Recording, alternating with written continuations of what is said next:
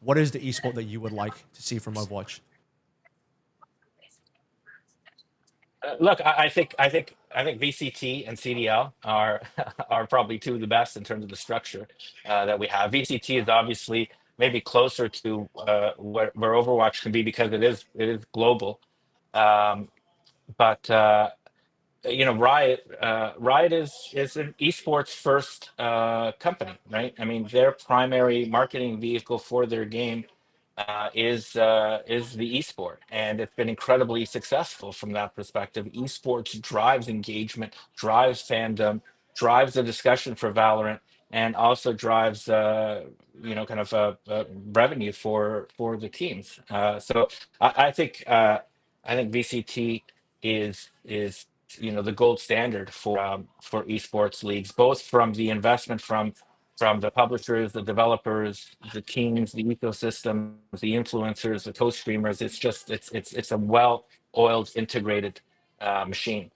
Call of Duty is slightly different, but I think in its own way, it is it's up there. Like I said, we believe it's one of the top four. Um, Overwatch ultimately, again, I don't know. Overwatch could be bigger if Team Four wanted it to be. And again, from our perspective, and again, this is no disrespect to them, they need to figure out their business plan and how they want to market the game and how they want to kind of position the esport. But Riot and Activision with respect to Call of Duty have shown a greater willingness to invest in the ecosystem to make it viable for teams and partners and MTX and the other things that we were talking about. And uh, Overwatch is moving in that direction, but rather slowly. Okay, which indicates to us that Team Four is not fully invested in it, and that's cool. It's not for everybody, but like I said, until they decide to become fully invested, our feeling is that we are effectively subsidizing their indecision, and it's just not for us to do it. They're much bigger than we are and have greater resources. Yeah, I mean, you mentioned that Overwatch could And be. look, and one way I can look at it is just the prize money for this year, right? So True. again, prize money is not what we play for, right? We that's not our kind of business model. But the prize money for the World Championships were like $500,000, right? And that Yeah. was a pretty good skin that was sold, right? But just the one skin, right? So the total revenue from that available for the payout was 500,000, right? So that's pretty low.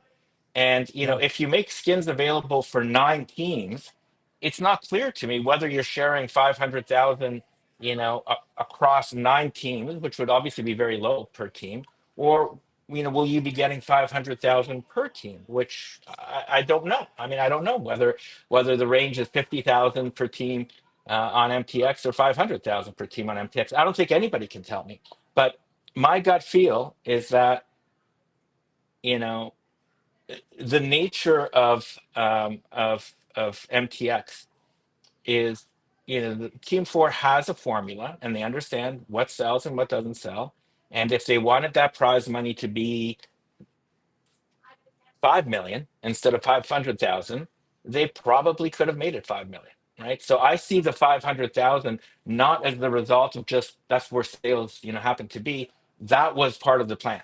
Okay. And then I think the first split was 250,000. So there was Yeah. 750,000 in MTX sales available to the ecosystem from Team Four. And I mean, I'm sure you'll agree that's a very small It investment. is. It is.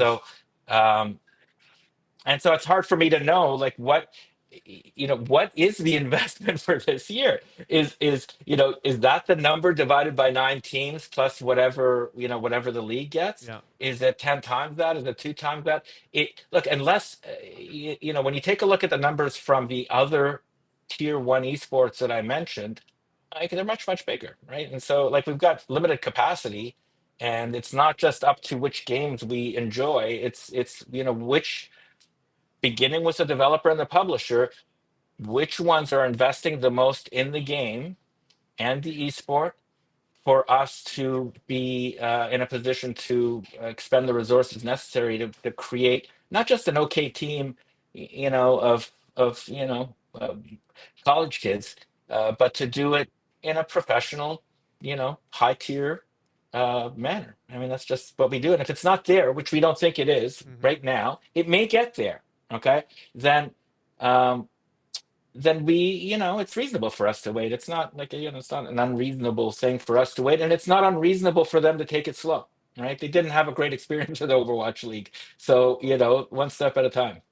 Yeah, I mean, I just had a quick glance over at what the VCT championship bundles end up selling for. I believe it was 20 million 2023 last year, and then 35 million for this year. So that, I mean, we're talking about a gigantic, Grand Canyon sized gulf between that and a 250K and a 500K. So I mean, it is interesting you said that, like, if Team Four decided to, they could have sold more. Is it simply just a case of the skin wasn't, the offering in terms of the skin, the MTX wasn't good enough? They could have offered something better. They could have offered more. Is it simply on that front? Because it sounds like, maybe Team Four could have put in more, but what does that look like? Because is it just this? Is it just from the skin front? Like, hey, put up a much better skin for that sort of championship bundle, and we'll start there, and we'll address the prize pool. Maybe Blizzard themselves, Team Falcon themselves, could even inject more money, because we looked at the Overwatch League. Even last year's final was something like I can't remember, 1.5 mil, something like that, and that Yeah, was just pure yeah. prize pool, not from MTX or something like that. So is it on both fronts? Could Blizzard put in more money just in total from their own cash pool, or is it more like put up much better skins? Like what's actually going on here? Like, I don't know what's going on, to be sure, but I can tell you that look, the when it comes to MTX, right? The I believe that what the thinking that goes on is this new revenue, or are we cannibalizing revenue that we would have made anyway? Right. So you have a skin, and you sell like $1 million or whatever of that skin. Is that coming because of the efforts of this team in this particular game, or is that revenue that we are losing because we would have been able to get it anyway and not shared it with these guys? That's kind of the idea. That's what's called cannibalization, right? Where you're just basically reducing your own take. In our view and in our experience with the best in the esports world, that money is completely accretive. When somebody comes in and buys a Call of Duty skin for the Toronto Ultra, which was the best-selling skin in the world for Call of Duty League, um, that is accretive. They come in and they are fans of the team or the design that we've put together, and then we have a revenue share partnership back with the Call of Duty League or with VCT, where we do the marketing. We have a marketing plan. All of this stuff is part of our platform with these particular leagues, and we help to drive revenue to them through our efforts. And you have to kind of mentally, as a developer, see that as being accretive. In other words, um, kind of creating revenue for you rather than moving revenue from your pocket to the esports pocket. Um, and so again, strictly my opinion here. I don't have any discussions with anybody, but I'm a business person, and I can know how people think based on the indications that I get from things. That they're concerned that that this would cannibalize their own revenue, and so they're going slowly. They're not putting a lot of effort onto it. They're trying to figure out what is the endemic demand for the skins that doesn't come from their pocket, but it's accretive to the teams. And they're being very careful with that, and that's why the numbers are lower. If they wanted the number to be higher, I think that number higher. I mean, you do charity things where they do 10 and $12 million. It's a big game, right?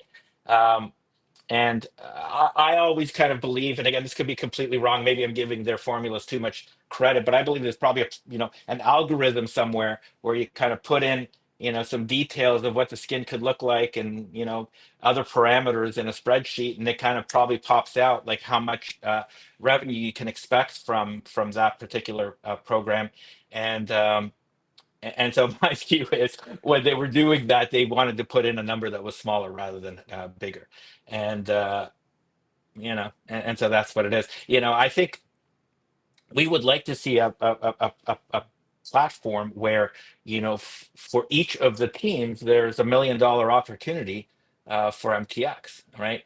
I think Overwatch is a big enough game that that could be the case. I think that that would be accretive. I think it would be beneficial to Team 4.